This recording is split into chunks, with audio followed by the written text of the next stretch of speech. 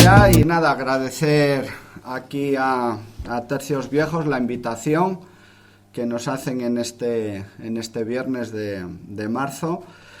Y bueno, traemos hoy aquí una obra mía que, bueno, es mi tesis doctoral, ya de hace 6 años, basada en el papel del ejército español en la Guerra de Independencia. Ese ejército español muchas veces oculto por la historia, la historiografía, por nuestros enemigos franceses, por nuestros aliados británicos, por los propios historiadores españoles liberales del siglo XIX que prefirieron hacer hincapié en la figura mítica del guerrillero, del pueblo en armas, porque el ejército español en la Guerra de Independencia, pues bueno, sufrió muchas derrotas, pero tiene el gran mérito de que se recuperó de toda esa cantidad de derrotas.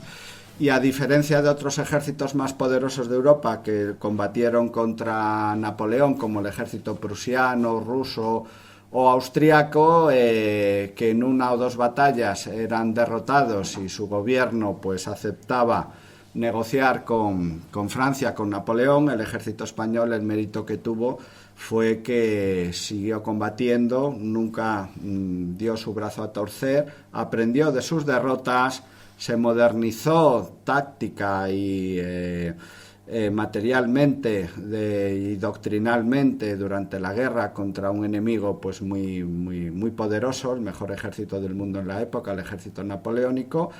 Y es un ejército que al final, como decía el historiador francés Georges Roux en los años 70, aquel ejército que Napoleón despreciaba en 1813 a finales estaba invadiendo el sur de Francia, dentro de una gran coalición de ejércitos con Gran Bretaña y con Portugal. Bueno, vamos a ir pasando esta figura alegórica.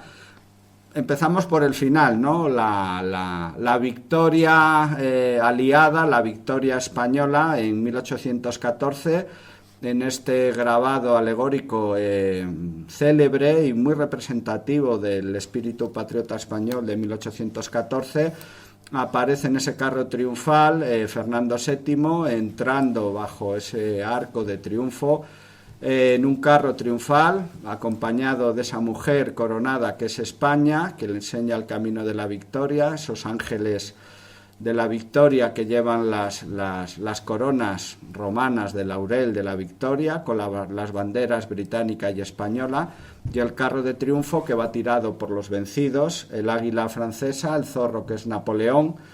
Y mientras el gallo francés se le ve al fondo corriendo despavorido, el león español va haciendo avanzar al águila, le va dando así collejazos para que tire del carro, ¿no?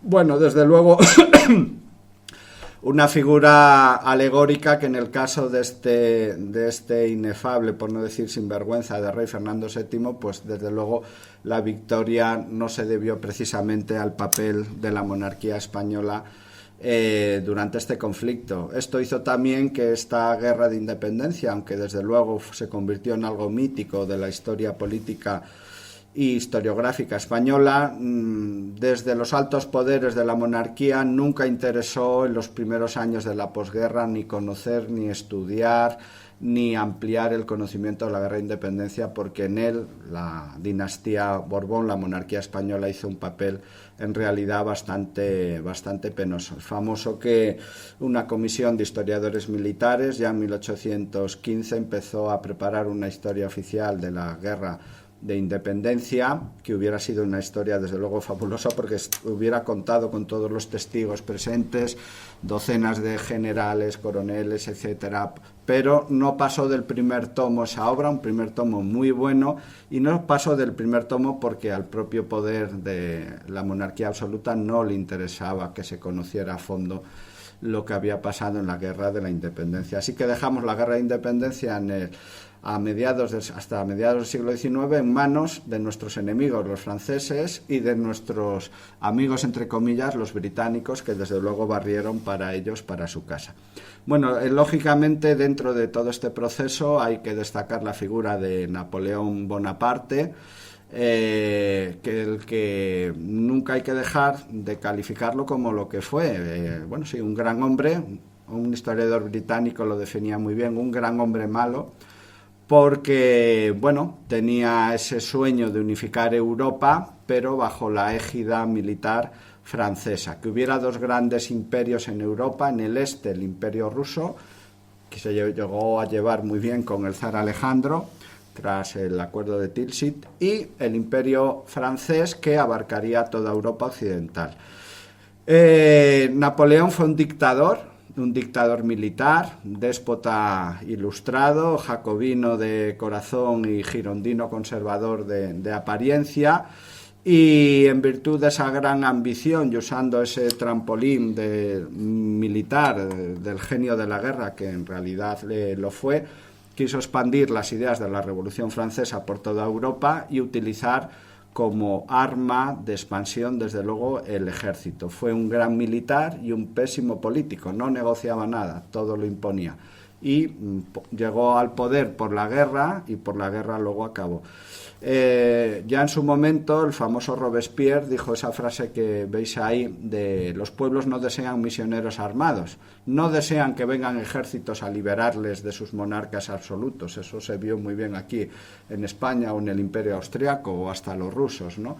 Si el ejército que te viene a liberar masacra tu población civil, saquea los recursos económicos de un pueblo que a duras penas vivía de una economía de antiguo régimen, te humilla, te saquea, pues ese propio pueblo se levanta contra ti. Este fue el instrumento político esencial de Napoleón para dominar primero Francia y luego Europa, la Gran Armée, el gran ejército, uno de los 3-4 grandes ejércitos de la historia.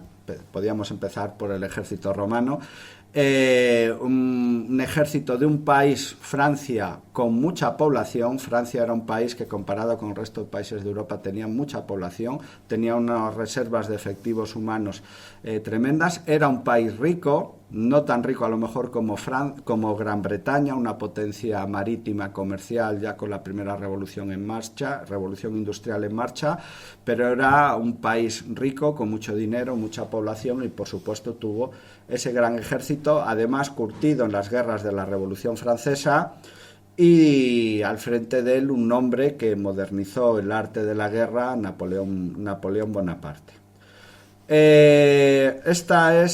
Vamos un poco al cuarto año de la Guerra de Independencia y luego volveremos al principio. Una visión del famoso campo de batalla de los Arapiles, como llaman los británicos, lo que fue la batalla de Salamanca, el 22 de julio de 1812.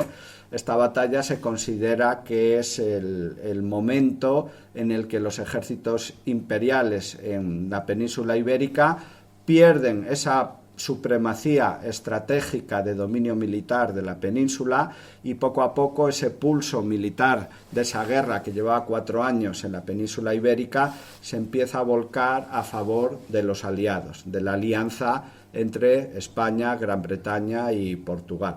Evidentemente esta batalla es muy famosa, y cuando uno la estudia o la ves en el colegio, y si profundizas un poco, ves que en ella, de los 80-90.000 combatientes, solo hubo allí 3.500 soldados españoles, 3.500, 4.000. La división del general Carlos de España, que además era francés legitimista al servicio de España en el ejército español.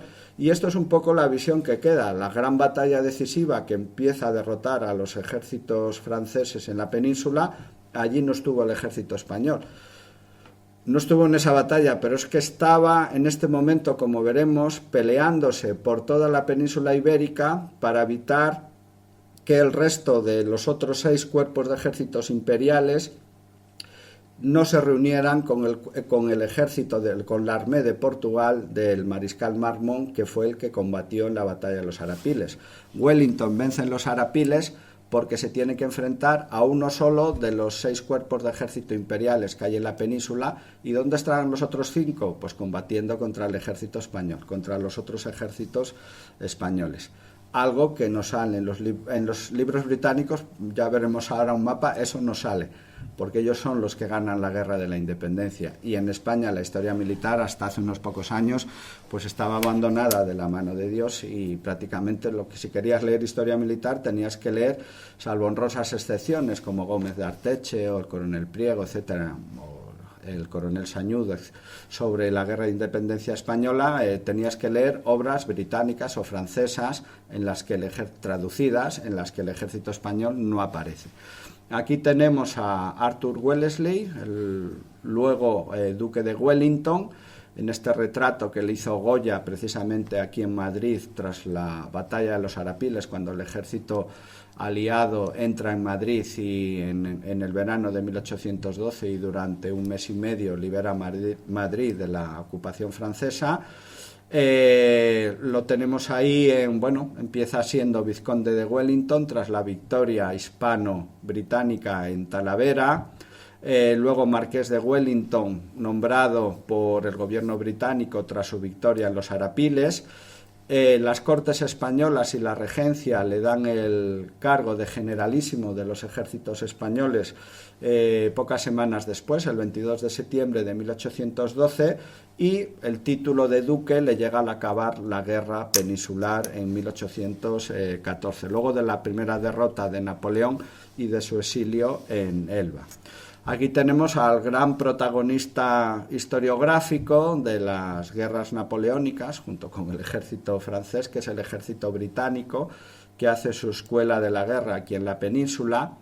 Luego hay que decir que el 40% de sus efectivos eran soldados portugueses, y además se sabe desde hace unos años que a finales del 12-13 llegó a tener tal problema de efectivos que incluso llegaron a reclutar voluntarios españoles que querían servir en el ejército británico, incluso en una proporción hasta 20 soldados españoles por compañía de 100 soldados británicos. En 1813-14 el gobierno español autorizó a Wellington de que podía reclutar mozos españoles, que muchos alistaron porque en el ejército británico pagaban todos los meses y daban de comer todos los días, al contrario que en el ejército español o en las guerrillas. Bueno, este es el ejército que sale en las películas, en las novelas del siglo XIX, en los grandes cuadros de historia. Hasta hace 10 años apenas había ilustradores españoles que reflejaran al ejército español en la guerra de independencia, apenas había nada. Si lo que hay francés y británico, salen ahí bandoleros, Curros Jiménez, y ¿dónde está el ejército español? Bueno, pues esto es la labor que algunos historiadores, entre los que me incluyo, pues llevamos años intentando corregir. Era un excelente ejército, pero muy pequeño. En su mejor momento llegó a tener 60.000 hombres, pero es que los franceses tenían en España más de 200.000. ¿Cómo un ejército de 250.000 soldados imperiales franceses no consiguen derrotar a este ejército de 50.000 británicos y portugueses? Porque hay otros 125.000 soldados españoles divididos en 7 pequeños ejércitos y otros 40.000 guerrilleros combatiendo por toda la península, y el ejército británico lo que hizo fue dedicarse a dar las batallas que estratégicamente podía ganar. Ya sabemos que Wellington solo entablaba batalla cuando sabía que podía ganar, al contrario que los ejércitos españoles, que tenían que defender el territorio, del que sacaban sus recursos para alimentar a sus soldados, recoger las cosechas, recaudar impuestos, y planteaban batallas aun sabiendo que las iban a perder. Bueno, esto es lo que comentábamos antes, el mito histórico de lo que llaman los británicos la guerra peninsular. En el otoño de 1812, el ejército francés en España, l'Armée d'Espagne, tenía esos 261.000 hombres, que descontando hospitalizados, personal administrativo, unos 214.000 combatientes. El ejército británico en esos momentos, unos 70.000 hombres. ¿Cómo fue posible esta guerra de 6 años? Pues porque estaba el ejército español combatiendo. Este ejército que parece que a partir de 1809, después de la última gran derrota en Ocaña y en Alba de Tormes, desaparece. No desaparece, Eso lo dice algún historiador británico. Simplemente el ejército español, los generales españoles ven que después de un año y medio de guerra no pueden combatir en campo abierto, en batalla campal, contra el ejército francés, porque de cada 10 batallas pierdes 8, pierdes 9. Imaginémonos hoy combatir nosotros a campo abierto, contra, no el ejército ruso, pero contra el ejército norteamericano. Te arrasan con el poder aéreo, sería muy difícil. Bueno, eso lo intentó el ejército español en el primer año y medio de la guerra de independencia. Ganó 2 batallas, Bailén y la batalla de Tamames, Talavera, en reunión con los británicos, pero claro, sufrió otras 12 derrotas. El ejército español, a partir de 1810, decide llevar a cabo lo que hoy llamamos una guerra asimétrica. Es decir, combatir no en batallas campales, sino en una guerra de desgaste, de cuerpos de pequeños batallones, regimientos, combatir como hacían los guerrilleros. Por eso muchas veces se confunden unidades regulares del ejército español con guerrillas, porque combaten a la manera de los guerrilleros. Y más un ejército que a partir de 1809 tenemos que pensar que es un ejército muy parecido en sus uniformes al ejército confederado de la Guerra de Secesión Americana. Llevaban a lo mejor una casaca, los pantalones de cualquier manera y bueno, eran soldados, pero la uniformidad era muy de fortuna. No es hasta el final de la guerra cuando el ejército español empieza a estar otra vez bien uniformado. Y España mantiene la guerra gracias a esa guerra pequeña, la guerra de guerrillas, lo que Napoleón definió años después, desterrado en la isla de Santa Elena, como la úlcera. Esa herida pequeña, sangrante, que te va debilitando, te va debilitando. Ahí vemos a los guerrilleros españoles en este grabado francés atacando un convoy de suministros y por toda la geografía española. Este es el caso típico que comentamos de un libro británico de la guerra peninsular, de estos de Osprey que todos tenemos, ¿no? Bueno, estamos aquí en el año 1811 y tenemos el ejército británico aquí en Portugal, el gran ejército británico-portugués, y repartidos por la península, aquí un cuerpo de ejército en Cataluña, al mando del mariscal MacDonald, Suchet aquí en la zona de Levante, el rey José en el centro de la península, Marmont con el ejército de Portugal aquí en la zona de León, Zamora, Salamanca y Castilla la Vieja, Besiers aquí en la zona norte y Soult aquí sitiando Cádiz. Esto es, dice, ¿y por qué no se concentran todos estos cuerpos de ejército y derrotan a Wellington y lo echan al mar? ¿Por qué? Pues porque en realidad lo que existía era esto lo he puesto yo. Esto no está en los libros británicos. ¿Por qué estaba MacDonald aquí? Porque aquí estaba el primer ejército español de Cataluña, al mando del general Capons, entre 15 y 20.000 hombres. ¿Por qué estaba Suchet aquí? Porque en la zona de Murcia, Alicante, estaba el segundo ejército español al mando de O'Donnell. En la zona de Almería, el tercer ejército al mando de May. Los ejércitos nosotros llamábamos ejércitos, eran cuerpos de ejército, no llegaban al nivel de cuerpo de ejército francés. Un cuerpo de ejército son 3-4 divisiones, unos 25.000 hombres, y los ejércitos españoles a duras penas llegaban a esos 22.000 hombres, a veces 15.000 hombres, a veces eran 12.000, pero los llamamos ejércitos. Primer ejército, Cataluña, segundo ejército de Valencia, tercer ejército en Murcia, el cuarto ejército estaba defendiendo Cádiz, al mando de este famoso general Ballesteros. El quinto ejército aquí en Extremadura, al mando de Castaños. El sexto ejército, el antiguo ejército de la izquierda de Galicia, aquí en el norte, con las tropas asturianas.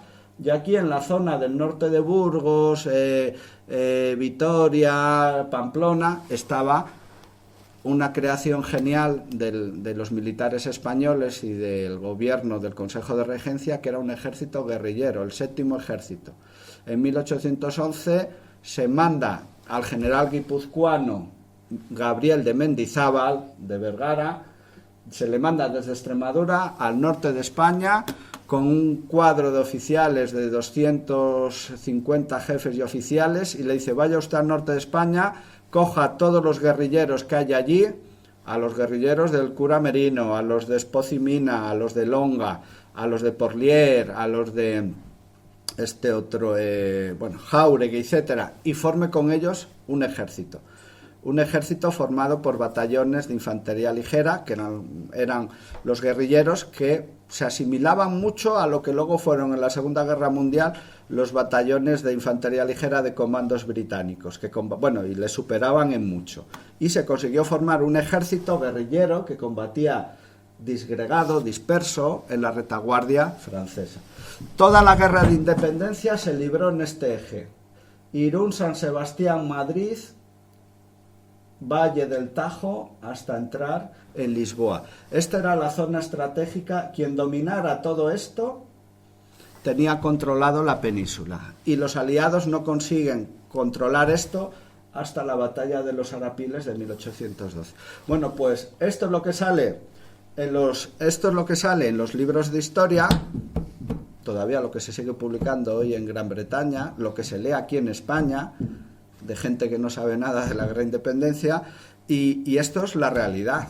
Yo esto hace 6 años me invitaron en Southampton a una edición lo hacen cada 2 años, el Wellington Congress, congreso sobre Wellington, ya hablé del ejército español y les proyecté esto. Y se quedaban así pensando, diciendo, claro. Digo, ¿por qué estaban aquí estos ejércitos franceses separados?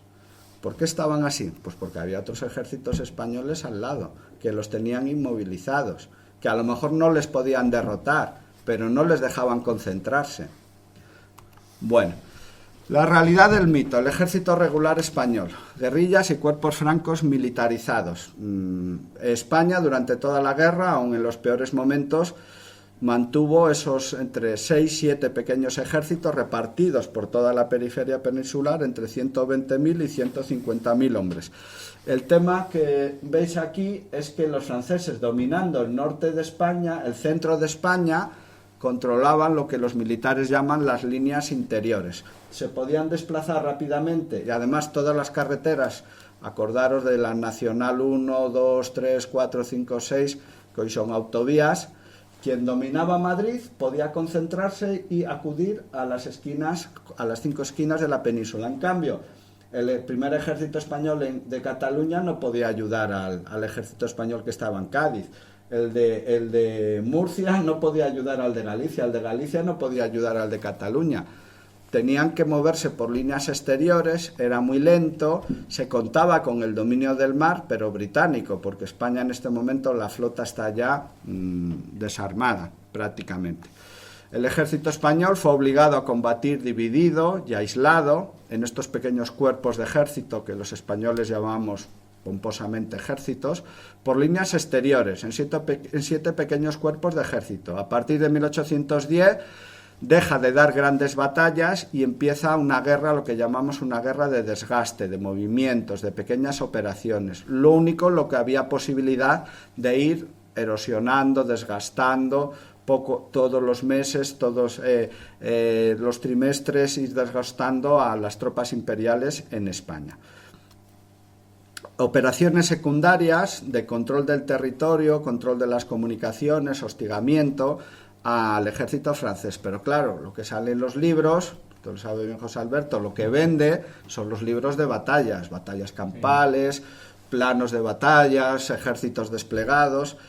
Esto editorialmente no vende. En Gran Bretaña hay un gran mercado editorial de historia militar, tienen un gran público, porque se compra y se lee mucha historia militar. Y claro, y ellos venden su historia militar, no van a vender y leer la nuestra. Nosotros somos los que tenemos que hacer la nuestra y poco a poco empezar a ver si conseguimos que se vayan traduciendo también al inglés, porque los británicos no leen nada que no esté en inglés, eso es otra cosa. Bueno, el ejército español impidió durante la Guerra de la Independencia la concentración de esos ejércitos franceses que, si no hubieran tenido que combatir contra esos ejércitos españoles y los guerrilleros, se hubieran concentrado y la guerra de independencia, la guerra peninsular, hubiera durado 1 año y medio, 2 años.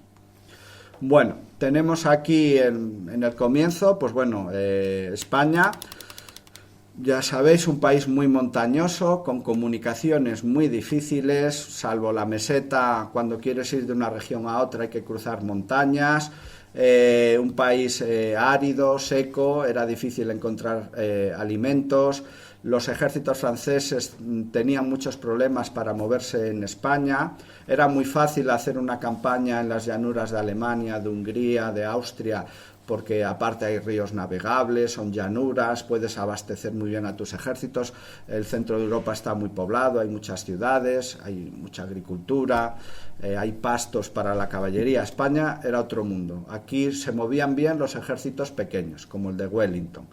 Y luego esto hace también que, por ejemplo, en la Guerra de Independencia Española, en las batallas que se libran en la península, se usa mucha menos artillería que las batallas que se hacen en Europa.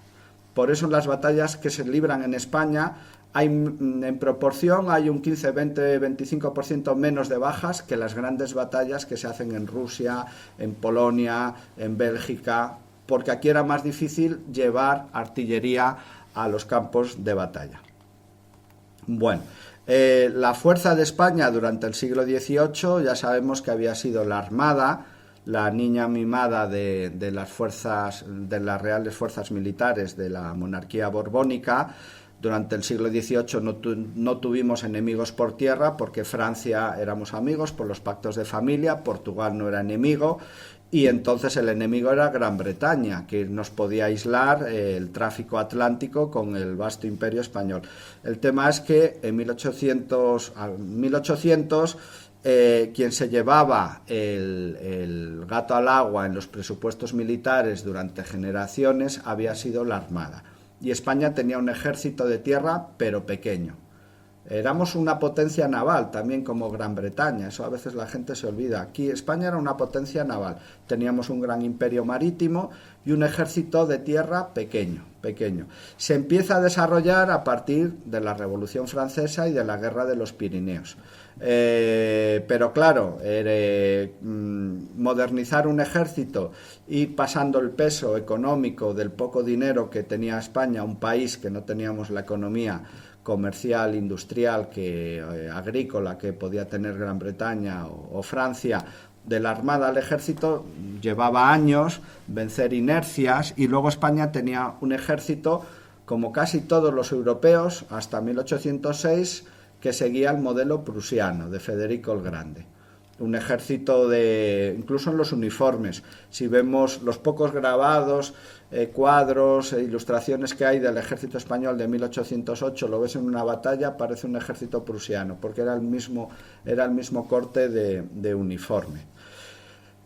Manuel Godoy, que lo tenemos aquí, pues viendo la que se nos venía encima con un sector del generalato español, intentó modernizar el ejército español, porque sí, éramos aliados de Napoleón, pero bueno, esa alianza podía durar lo que durara. Cuando Napoleón derrota en Jena en 1806 al ejército prusiano, aquí en España a los generales españoles se les cae el fajín para el suelo prácticamente, porque decían, bueno, Napoleón ha derrotado a los austriacos, a los rusos, pero el día que se meta con los prusianos le van a parar. Bueno, pues se los pasó por la piedra a los prusianos en un mes y medio de campaña y entró en Berlín. Y entonces aquí, imaginaros, los generales españoles, que no eran tontos, diciendo, tenemos un ejército adiestrado en unas tácticas que ya no sirven. Napoleón les ha pasado por encima. Y además, España, estábamos en bancarrota económica tremenda. Desde finales del siglo XVIII había una deuda pública inmensa, faltaba dinero. Entonces, el ejército español era numeroso en el arma más barata de todas, la infantería. La infantería es un hombre con un fusil, pero en cambio las armas aplicadas como la artillería o los ingenieros o incluso la caballería, es famosa la triste anécdota de que la mitad de los 15.000 jinetes españoles no tenían caballos, porque los caballos eran muy caros. Si estalla un día la guerra, bueno, ya Dios proveerá, ¿no? Lo de Dios proveerá, ya vemos lo que luego pasó. Los generales españoles en los 2 primeros años de la guerra sufren muchas derrotas porque habían sido educados en la táctica militar de Federico el Grande, de atacar, aunque seas derrotado, atacar. Por eso se sufren tantas derrotas. El general arquetipo de esto fue Gregorio García de la Cuesta, este general muy famoso y querido por el pueblo español, porque fue de los pocos generales victoriosos en la guerra de los Pirineos de la Convención, pero sufrió muchas derrotas. Y en estos momentos Godoy, que sabía antes de empezar la guerra pues los defectos del ejército real español, se intentó modernizar, pero claro, faltaba dinero y se intentó pasar de esa táctica prusiana a la nueva táctica moderna que llamaban, que era la táctica prusiana pero modernizada por Napoleón. Era pues eso, utilizar más las armas aplicadas, tener más artillería, tener más caballería, empezar a usar ya el cuerpo de ejército como unidad, gran unidad, que el ejército español no la adoptó hasta muy entrado la guerra. Y bueno, este era pues eso, la sombra de Federico el Grande, había impregnado al ejército español desde la época de Carlos III. Y bueno, se vio en Jena en 1806, cuando Napoleón aplasta a los prusianos, que teníamos un ejército que, aparte de ser pequeño, estar mal equipado, tener muchas dificultades económicas, no había ganado de tiro para la artillería, los regimientos de caballería eran pocos y mal montados, y además la mitad de la tropa sin caballos, pues además la doctrina de empleo de armas del ejército español se basaba en el modelo prusiano, que era ya un modelo caduco. Aquí veis pues bueno, los uniformes que usaba el ejército español en 1808, que es el típico uniforme prusiano. Todos los ejércitos copian el uniforme del ejército poderoso en su momento, y España todavía seguía con ese modelo. Por eso esos bicornios, esos sombreros de dos picos, ese corte de uniforme, la infantería de línea española con esos uniformes blancos, la Guardia Real, que en el caso del ejército español combatió muy bien. Había los regimientos de la Guardia Española y los de la Guardia Valona, que combatieron muy bien en la Guerra de la Independencia. El ejército español tenía poca infantería ligera. Los regimientos de línea no tenían compañías de infantería ligera como sí tenían los franceses. Había batallones sueltos de infantería ligera, pero claro, el principio de la guerra, pues el ejército español se ve en batallas como Espinosa de los Monteros, que la infantería ligera francesa acribilla las líneas de la infantería española, dejándolas sin mando, sin oficiales, y claro, poco a poco el ejército español esto lo fue viendo y lo fue rectificando a lo largo de la guerra, pero hizo falta muchas derrotas. La artillería española era muy buena, pero claro, no llegaba. Decía Napoleón que por cada 1000 soldados hacían falta 5 piezas de artillería para que el ejército estuviera bien dotado en una batalla. Bueno, a duras penas en el ejército español se conseguía un cañón por cada 1000 soldados, a duras penas, y hubo batallas que bueno, eso ni de lejos. Y el problema de la artillería española, que era muy buena, era que no tenía ganado de tiro. Cuando empezó la guerra se decía, bueno, si un día hay guerra, contratamos a arrieros civiles que nos traigan las mulas para tirar de las piezas. Es como si hoy vamos a la guerra y los regimientos de artillería español contratan no camioneros civiles, camioneros y camiones civiles para llevar las piezas, las municiones, todo el equipo. Pues eso era en 1808. No había ganado de tiro, muy poco, y se tenían que contratar arrieros. Esto en la batalla de Medina de Río Seco sucede que en medio de la batalla, cuando se ve que se está perdiendo la batalla, dan orden el ejército de Galicia de retirar las piezas de artillería, y cuando van a retirarlas no las pueden retirar porque los arrieros civiles han salido por pies con sus mulos y las piezas quedaron allí abandonadas.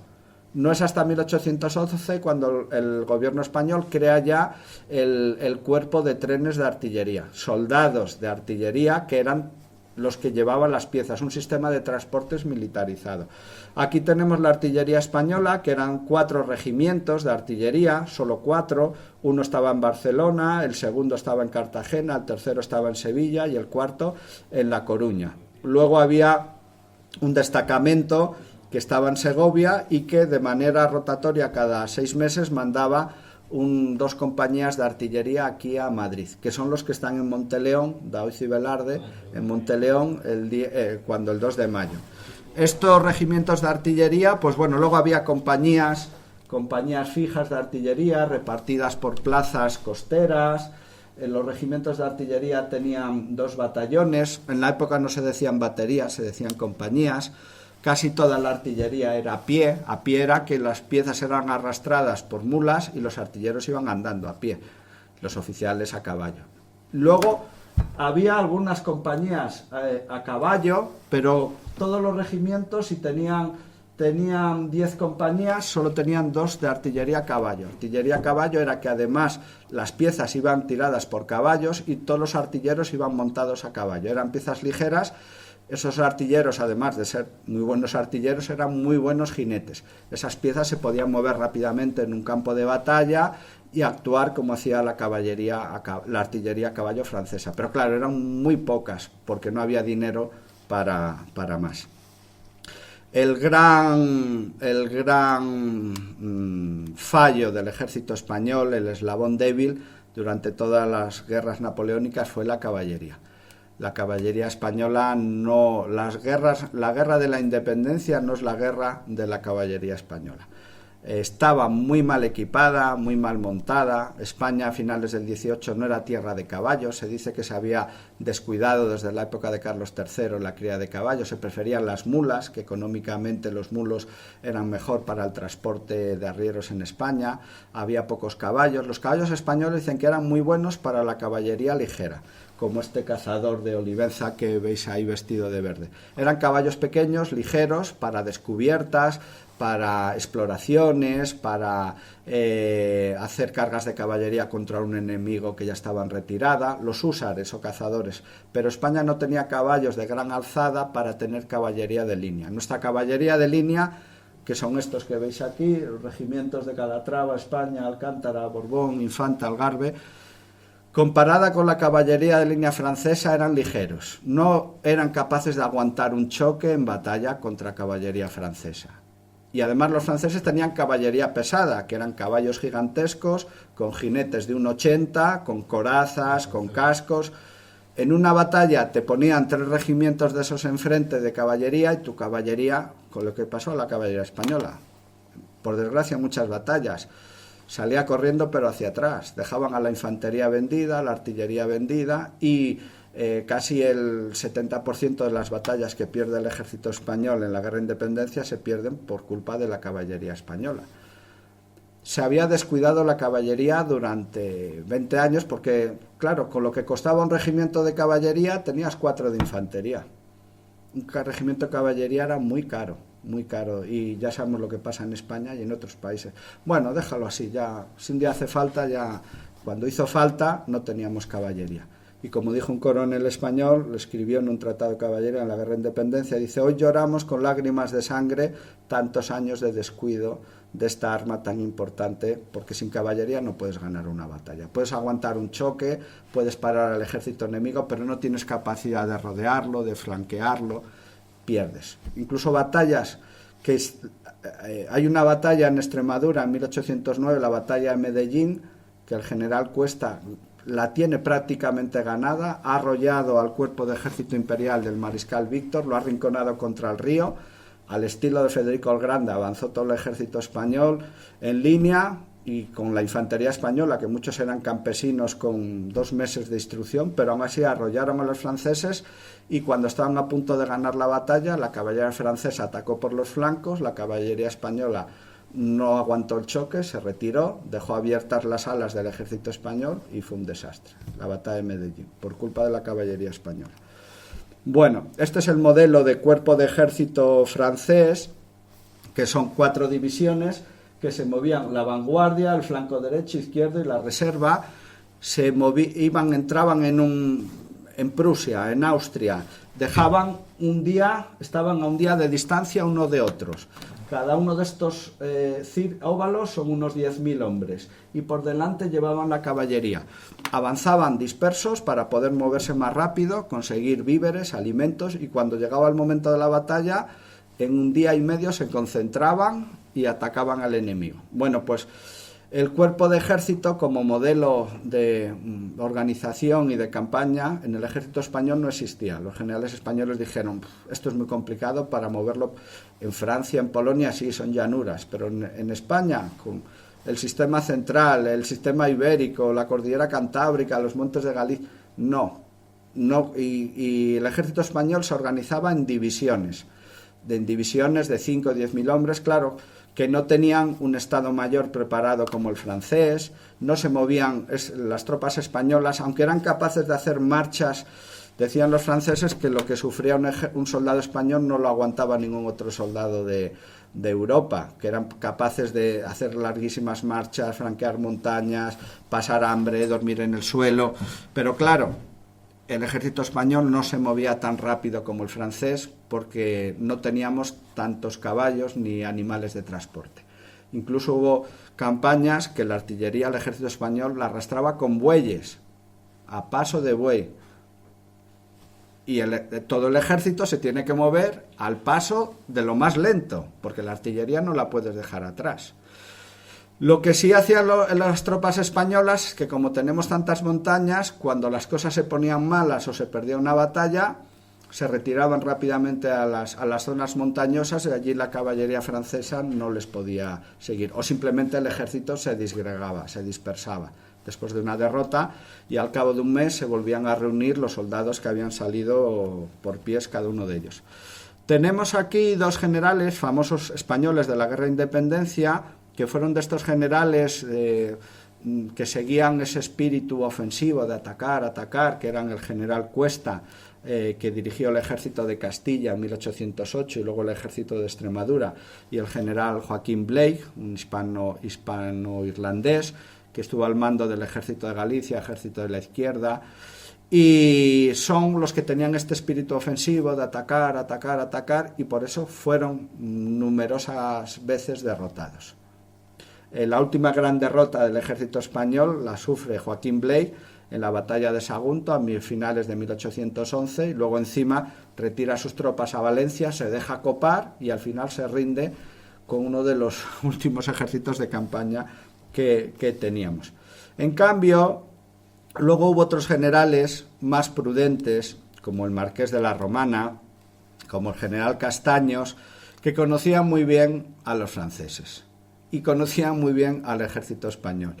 Y la Romana incluso, sabéis que estuvo al principio de la guerra, estaba en Dinamarca con una división de tropas españolas cuando éramos aliados de Napoleón, vigilando las costas danesas frente a la flota británica. La Romana conocía muy bien el ejército francés, y Castaños decían, no podemos combatir en una batalla contra los franceses, Bailén fue un milagro. Pero es que los milagros pasan una vez.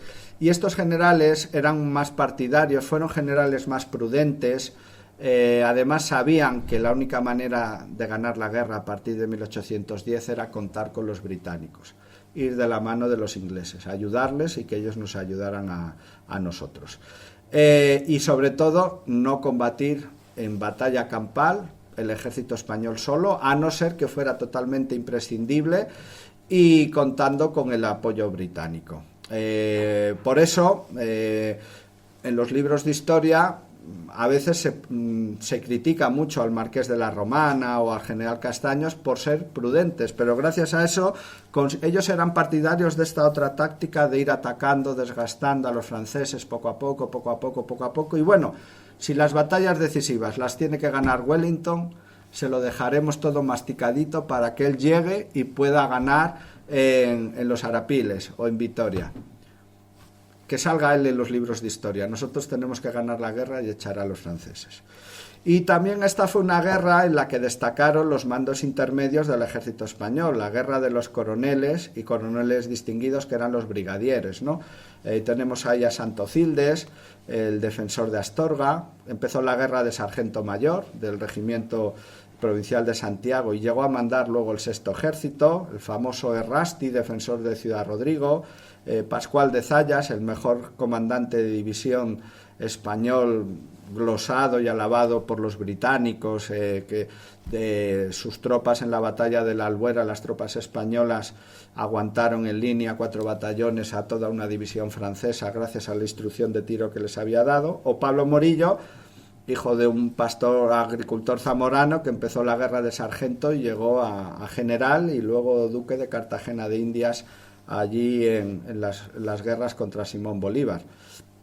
Ya sabemos que la guerra empieza no porque nos invadan, sino porque dejamos entrar al ejército enemigo en virtud del Tratado de Fontainebleau en octubre de 1807. Este ejército en teoría viene a ocupar Portugal, pero luego este ejército de 25.000 hombres siguieron entrando hasta 100.000 efectivos franceses más en España, y se ve que eso es una invasión.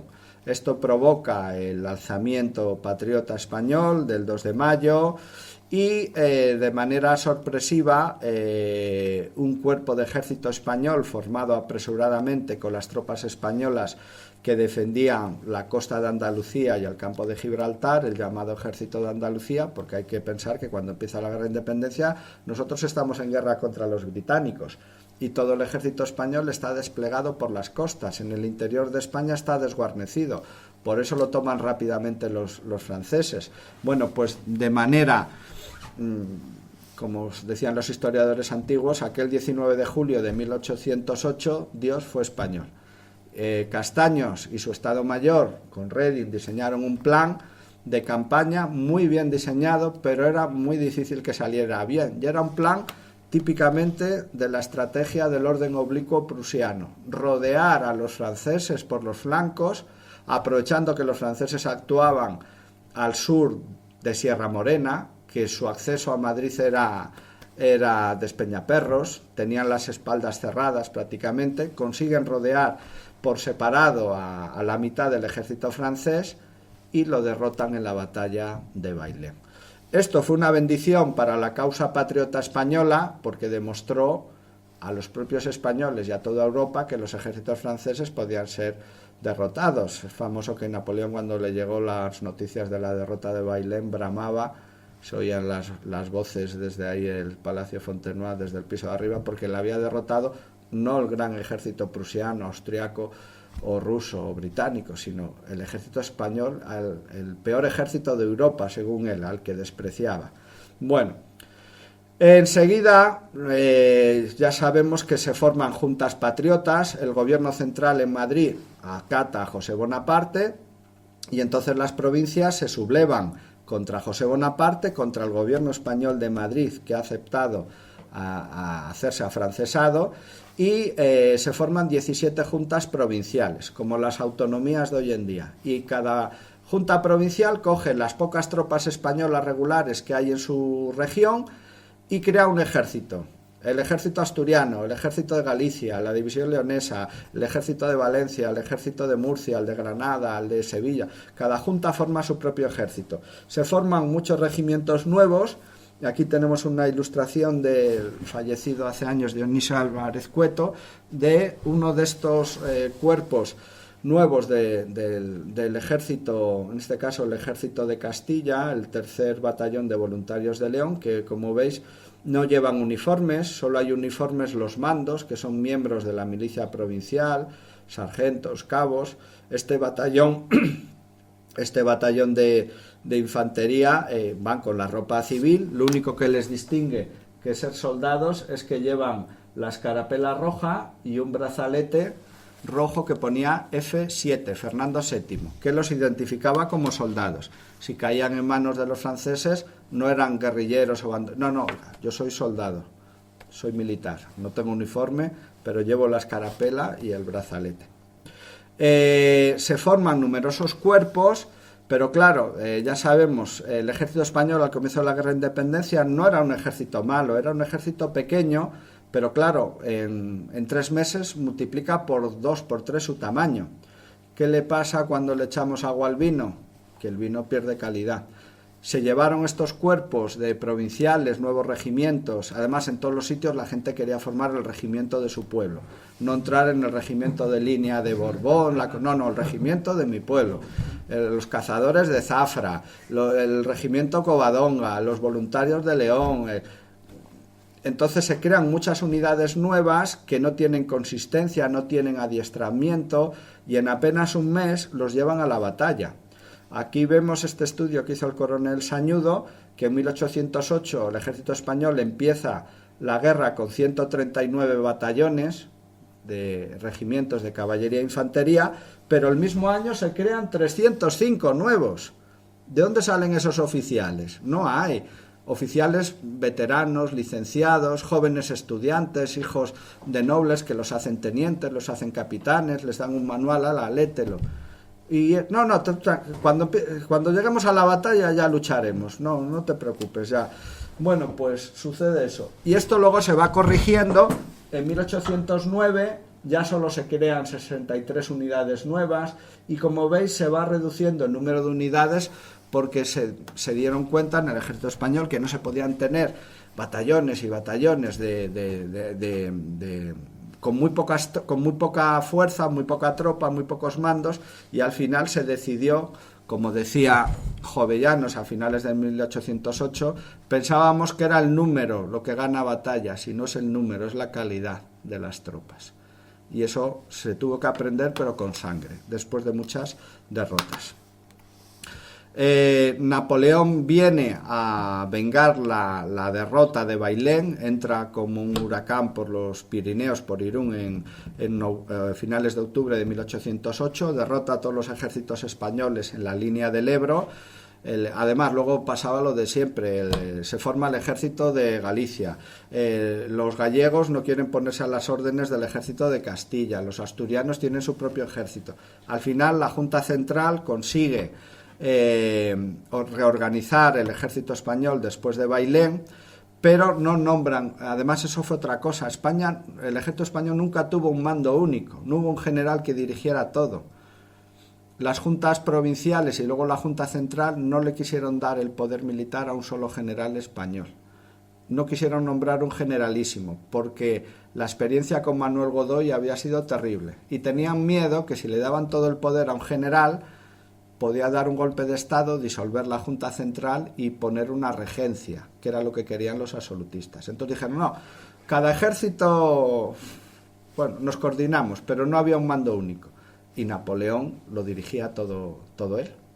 Eso fue otro de los gravísimos errores del ejército español. Fijaros el tema que fue que en octubre de 1808 la Junta Central dice, bueno, se acabó lo de ejército de Galicia, de Asturias, de Cataluña y de Valencia.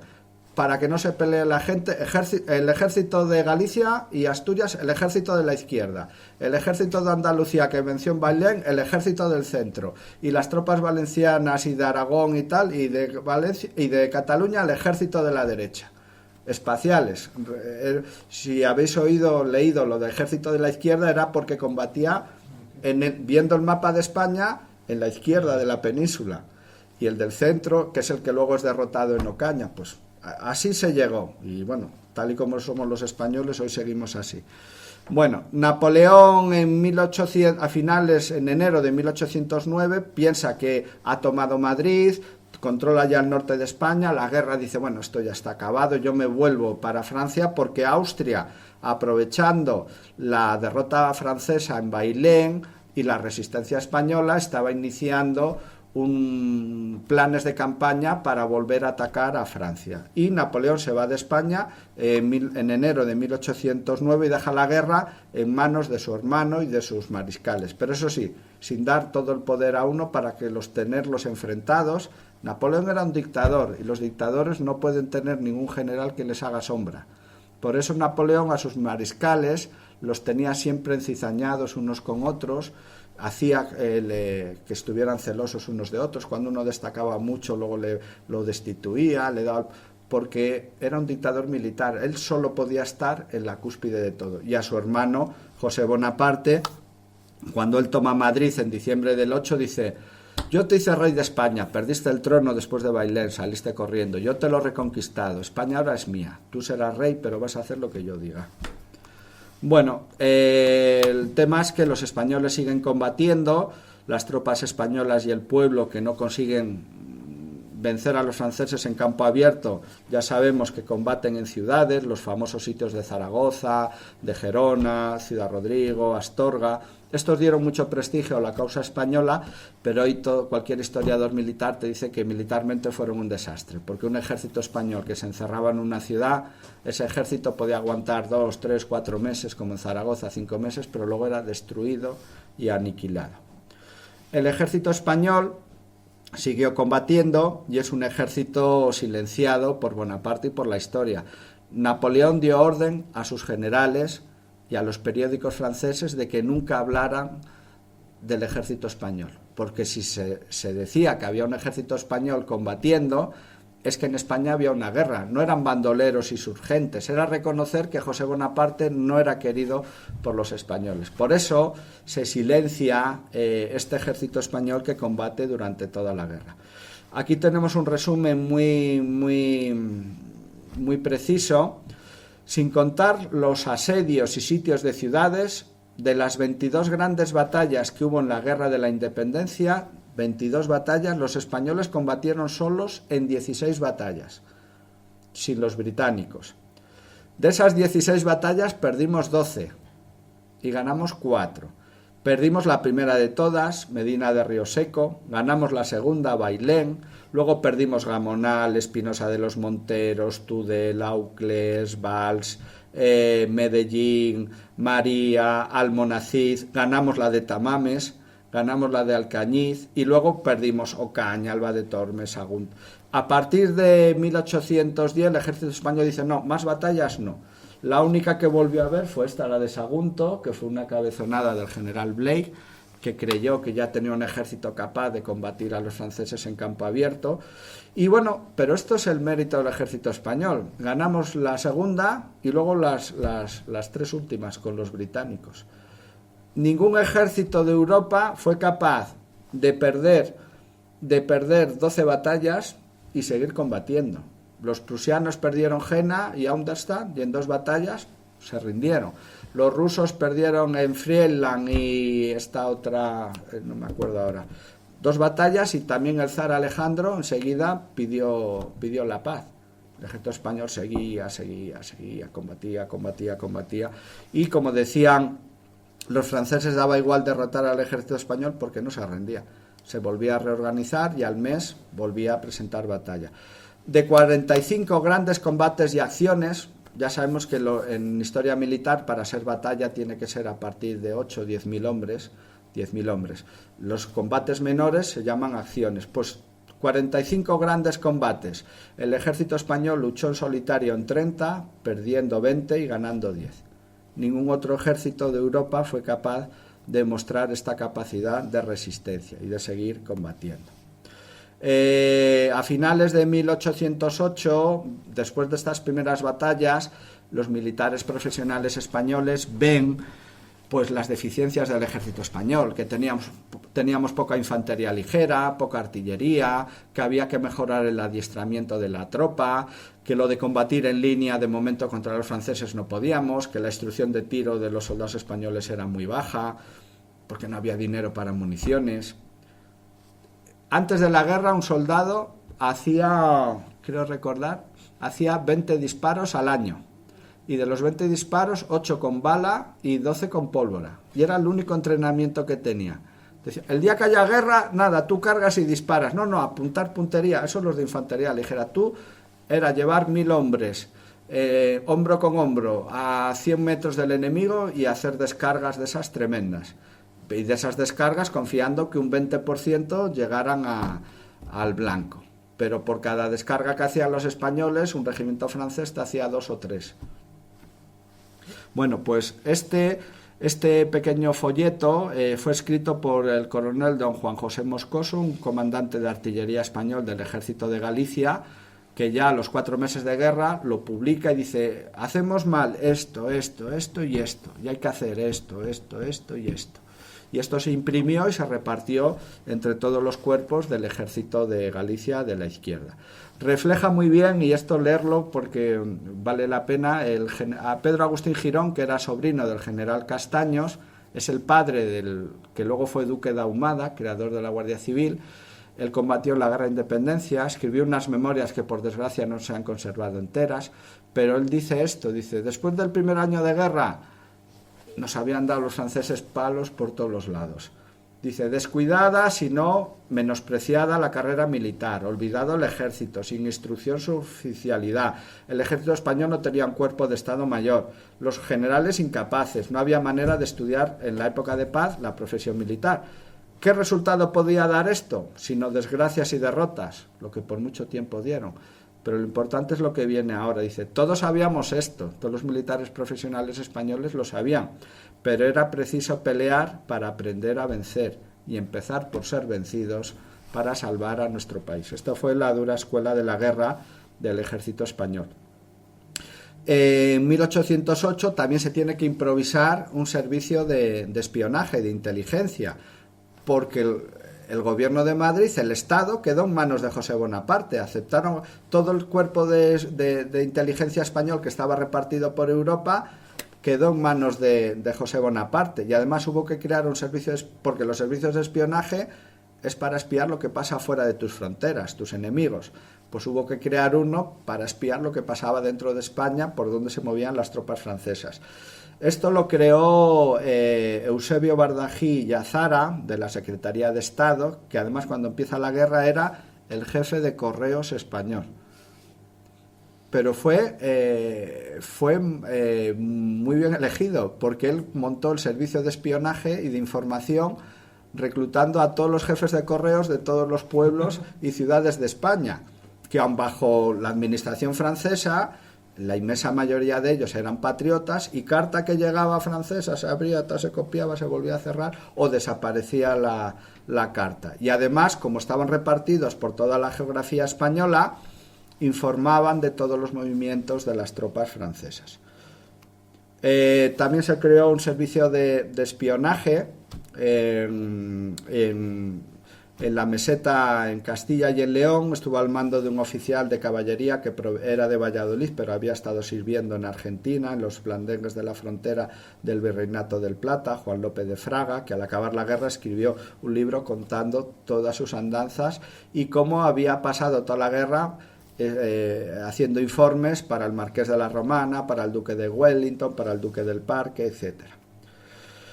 En 1810 el Consejo de Regencia Español, que sustituye a la Junta Central, ordena la creación de agrupar estos cuerpos de ejército españoles en 6 ejércitos, más uno más, que sería luego el 7º ejército guerrillero. El que estaba combatiendo en el noroeste de España será el famoso 6º ejército, uno de cuyos primeros generales fue Nicolás May.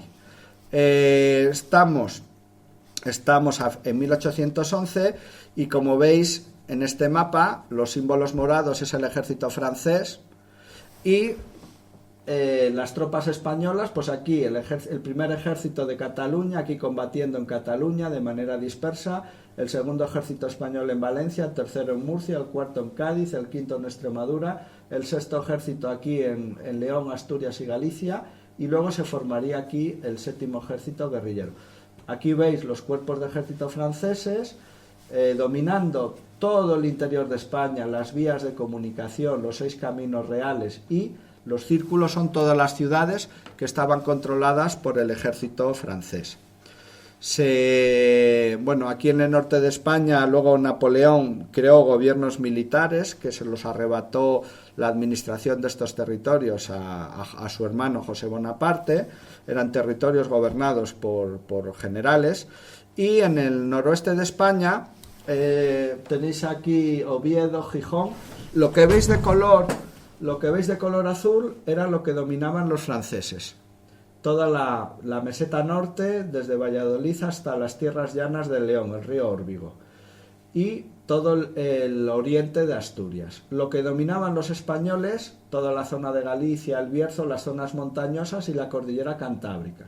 Aquí estaban los guerrilleros del séptimo ejército, la división cántabra de Porlier, aquí las tropas del sexto ejército, y esto que veis de color amarillo era la tierra de nadie, lo que tan pronto tomaba el ejército español como tomaban los franceses. Y con el puerto de Pajares, que era la entrada a Asturias. Por eso, la ciudad de donde soy yo, Astorga, sufrió 2 asedios porque era el campo de batalla en el que chocaba el ejército español con el ejército francés. Este fue un frente secundario de la guerra, pero importante para hacer que Wellington se le desviaran tropas francesas de ese eje del Valle del Tajo, que era el eje estratégico de la guerra en la península. El ejército español enseguida, y el gobierno patriota español, moderniza el ejército español, copia al ejército francés y dice, a ver, para oficiales, siempre habían sido, tenían que ser hijos de nobles, pues eso se quita. Llegará oficial por meritocracia, el que lo merezca. El hijo de un campesino, como Pablo Morillo, o el hijo de un comerciante que no sea hidalgo, puede ser oficial del ejército. Se crearon en medio de la guerra colegios militares. A ver, en la retaguardia de cada ejército se crearon, pues aquí en Galicia, en Santiago de Compostela, se creó el Colegio Militar del Sexto Ejército. Aquí en medio de las montañas, en Potes, se creó el Colegio Militar del Séptimo Ejército Guerrillero. En Cataluña, en Valencia, aquí en Olivenza, en Cádiz. Y en estos colegios militares entraron jóvenes cadetes que les hacían cursos apresurados de 5 o 6 meses, pero con oficiales veteranos que los retiraban del frente para adiestrarlos, y los prepararon muy bien, y el ejército español empezó a tener oficiales jóvenes muy competentes. Muchos de estos oficiales jóvenes son los que luego van con Pablo Morillo a combatir a Simón Bolívar, y son este ejército que era pequeñito, pero en casi todas las batallas, hasta que se fue desgastando, ganaba de calle, porque eran tropas muy curtidas en la guerra peninsular. El ejército español se va modernizando, van cambiando los uniformes, y al final de la guerra había la mitad de los regimientos usaban uniformes de estilo inglés, como veis aquí, con el morrión, el chacó alargado. Los fusileros españoles llevaban el león, la chapa del león. Los franceses llevaban el águila, pues los españoles el león. Los de infantería ligera la trompa, con los pompones y cordones verdes, y los fusileros con el pompón blanco y los cordones, y los granaderos la granada con los distintivos rojos. Y otros regimientos usaban el uniforme francés. Tal es así que en más de una batalla, en más de un combate, los británicos llegaban a confundir a lo lejos a las tropas españolas con las francesas, y en la batalla de Vitoria Wellington ordenó a todas las tropas españolas que usaban uniforme de estilo francés, tenían que llevar un paño blanco atado aquí en la manga para que les distinguieran sus compañeros británicos. También hubo unidades irregulares como las famosas alarmas gallegas, que eran cuerpos de milicias locales, que son los que derrotan a Ney y a Soult en Galicia en 1809 con los restos del ejército de la izquierda.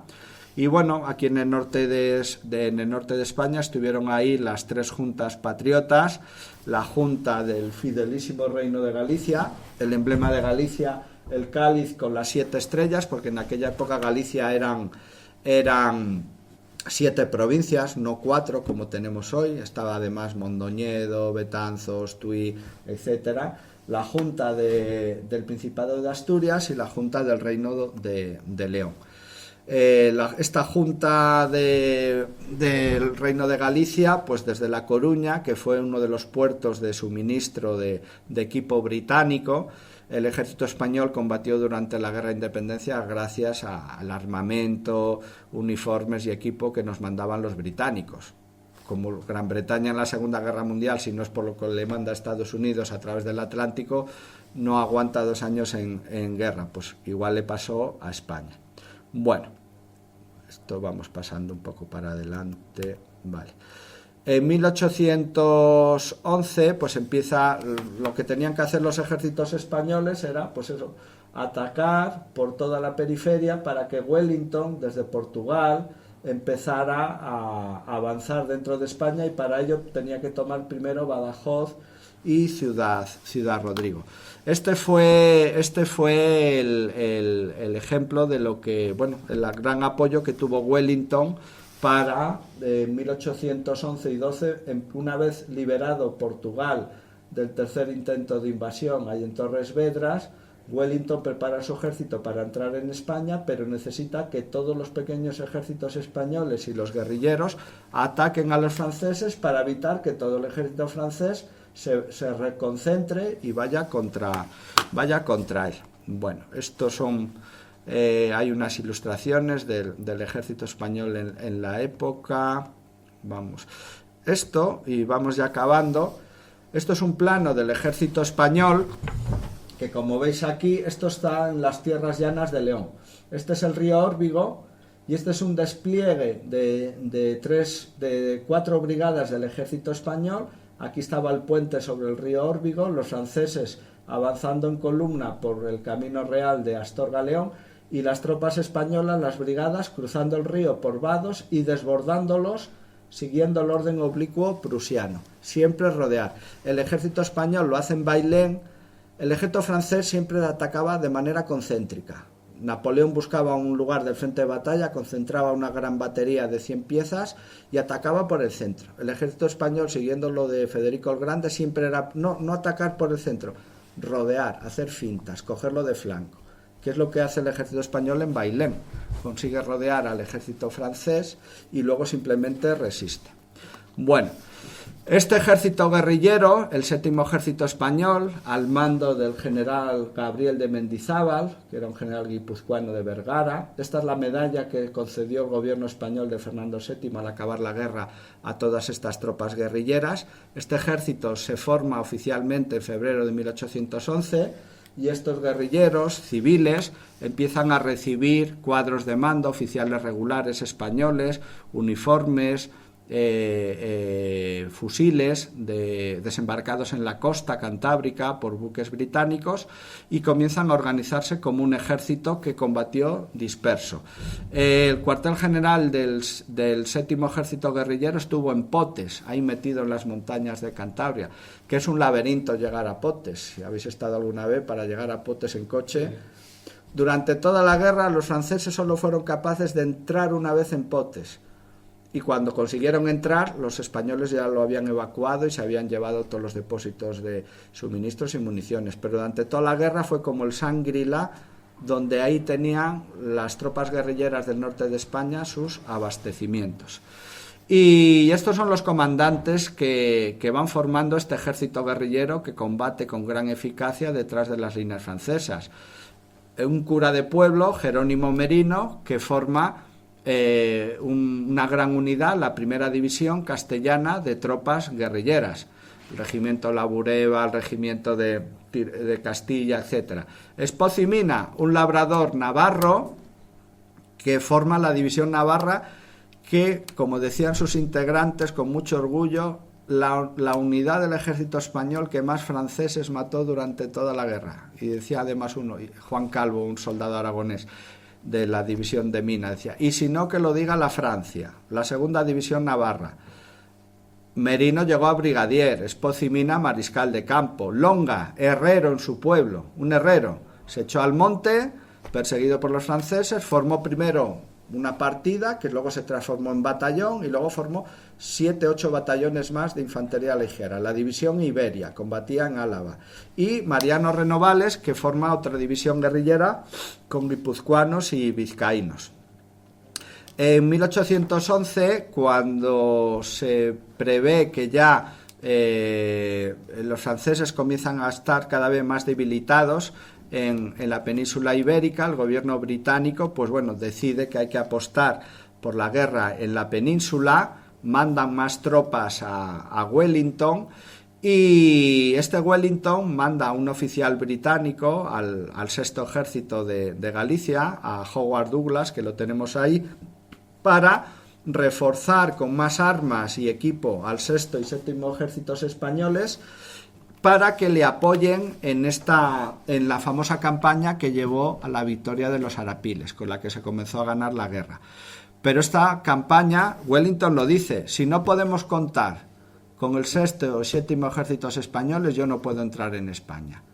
A los arapiles nunca hubieran tenido lugar si no le apoyan estos ejércitos españoles que estaban en el norte. Este Howard Douglas que veis aquí, de mayor, es una foto, un daguerrotipo, y escribió unas memorias contando sus andanzas por España en 1811 y 12, en las que además rendía homenaje al ejército de Galicia. En esta carta que manda Wellington a su ministro de la guerra en Gran Bretaña, dice que si él quiere entrar en España y empezar a derrotar a los franceses, hay que reorganizar el roto ejército de Galicia, el sexto ejército, para ser utilizado como salvaguarda de su flanco norte, si no él jamás podrá entrar en Salamanca. Los británicos comenzaron a desembarcar municiones, equipo militar, armas, incluso artillería de pequeño calibre, con la que fueron armando al séptimo y al sexto ejército. Y fijaros, este ejército guerrillero, al acabar la guerra, la división de vanguardia cántabra de Porlier tenían uniformes, pero es que los navarros, los de Espoz y Mina, los del cura Merino, todas estas tropas guerrilleras al acabar la guerra eran regimientos y batallones uniformados, batallones de infantería ligera que combatían pues, por las montañas con gran capacidad de marcha, se concentraban, atacaban, se retiraban, atacaban, se retiraban, no querían controlar el territorio, sino simplemente acosar a los franceses. En 1812 los franceses dominan todo esto que veis de color azul. Los españoles siguen resistiendo ahí en Cataluña, el primer ejército, en las montañas, en las sierras catalanas. Aquí en el noroeste de España ha caído Valencia, perdón, en el sureste de España ha caído Valencia, pero el segundo y tercer ejército resisten aquí en Alicante y Murcia. El cuarto ejército sigue resistiendo en Cádiz y el sexto ejército ahí en el norte y el séptimo por ahí. Y Wellington ya decide atacar, tomar Badajoz, Ciudad Rodrigo. ¿Por qué? Porque además Napoleón está preparando la invasión de Rusia. Entonces, para formar su gran armée de 500.000 de hombres con los que invadir Rusia, retira de España casi 50.000 soldados veteranos. Y dio orden que además no se podía retirar nada de ningún territorio de España, había que seguir controlándolo. Eso debilitó al ejército francés y entonces Wellington decide tomar Badajoz y Ciudad Rodrigo, que eran los que le impedían entrar en España por las vías de comunicación, y decide, bueno, yo voy a atacar al ejército de Portugal, la armée de Portugal que estaba aquí en León y en Salamanca, del mariscal Marmont. Pero para atacar y derrotar a este ejército necesito que este no vaya hacia el norte, que el rey José no llegue a tiempo de ayudarlo, que el ejército francés del norte no acuda en su socorro. El ejército de Aragón y Cataluña seguía peleándose aquí contra los españoles. ¿Cómo consigue esto? Pues porque todos los ejércitos españoles comienzan a redoblar sus esfuerzos para impedir que Wellington combata contra alguien más que no sea el ejército de Portugal. En 1812, políticamente, ya sabemos que España da un salto hacia adelante con la aprobación de la Constitución de Cádiz. España se convierte en una nación. Napoleón invade Rusia en el verano de 1812 y claro, en este momento Alejandro, el zar Alejandro, que había reconocido 4 años antes a José Bonaparte, que había echado al embajador español de San Petersburgo, porque el embajador español le dijo que él era fiel a Fernando VII, ahora Alejandro ve la luz y dice, no, hay que apoyar a los españoles. Y firma el Tratado de Velike Luki con el Consejo de Regencia y las Cortes Españolas, por la que reconoce otra vez ya a Fernando VII. Cuando Wellington entra desde Portugal en España, hay 250.000 soldados franceses en la península. El ejército de Portugal, así llamado porque su objetivo era invadir Portugal, aunque no había conseguido hacerlo. Marmont, casi 50.000 hombres. El ejército del norte, otros 40.000, está al mando de Caffarelli. El ejército del centro con el rey José. El ejército del sur, el ejército de Aragón, el ejército de Cataluña, la reserva. Al final de todos estos ejércitos, Wellington en los Arapiles combate solo contra el primero. El resto no consiguen acudir a Vale. No consiguen acudir a auxiliarle. ¿Por qué? Porque todos estos ejércitos los está frenando y fijando en el terreno y desgastando el ejército español. El primer ejército español que estaba en Cataluña, el segundo en Valencia, el tercero en Murcia, el cuarto de Cádiz, el quinto en Extremadura, el sexto ejército en el noroeste y el séptimo ejército en el norte de Castilla, Navarra y Vitoria y Santander. Aquí tenemos los que consiguieron que Wellington venciera en los Arapiles, el general Castaños y Santocildes al mando del quinto y sexto ejército, y el general Mendizábal al mando del séptimo ejército guerrillero. Este es el militar, el coronel Howard Douglas, que los coordinó a todos con Wellington en la campaña de 1812. Wellington entra desde Portugal, avanza hacia Salamanca, hacia los Arapiles, se enfrenta solo a Marmont. Caffarelli no puede venir a ayudarle porque el séptimo ejército español y el sexto le atacan, no puede moverse, y el rey José llega tarde a ayudarle porque todas las cartas que Marmont mandó al rey José en Madrid para que le mandara tropas le llegaban antes a Wellington que a José Bonaparte. Las capturaba el servicio de inteligencia español y los guerrilleros. Wellington conquista Ciudad Rodrigo en enero de 1812, Badajoz en abril, los asedia, los toma, el sexto ejército español sitía Astorga, y en el momento que existía Astorga, Marmont tiene ya la amenaza de que el sexto ejército español le va a atacar por detrás, si no actúa rápido contra Wellington en los Arapiles. Y al final tiene lugar esta ofensiva de los dos grandes ejércitos, que es lo que cuentan los ingleses, como que ellos combaten solo contra... No existen los ejércitos españoles, ellos combaten contra Marmont, que está al norte del río Duero, entre Tordesillas y Toro, y Wellington, que está en el sur, en Salamanca. Marmont conseguirá atravesar el río, y el séptimo ejército guerrillero en el norte retiene al ejército francés de Caffarelli. A través de Tordesillas, del puente sobre el Duero, cruzó el ejército francés, dijo: tengo que atacar a Wellington rápido antes de que me llegue por detrás el ejército gallego, el ejército de Santocildes.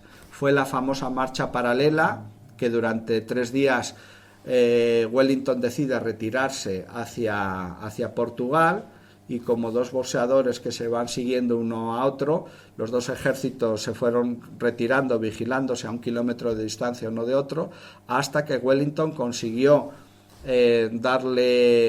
rodearle un flanco al llegar a esta zona de Salamanca, al sur de la ciudad, los Arapiles, y allí ganó la batalla. El ejército español le apoyó tomando Tordesillas. Ahí vemos al regimiento gallego de Monterrey tomando Tordesillas, la iglesia esta de San Antolín. Si un día estáis por Tordesillas, pues esta iglesia, nadie se acuerda allí en Tordesillas de esto.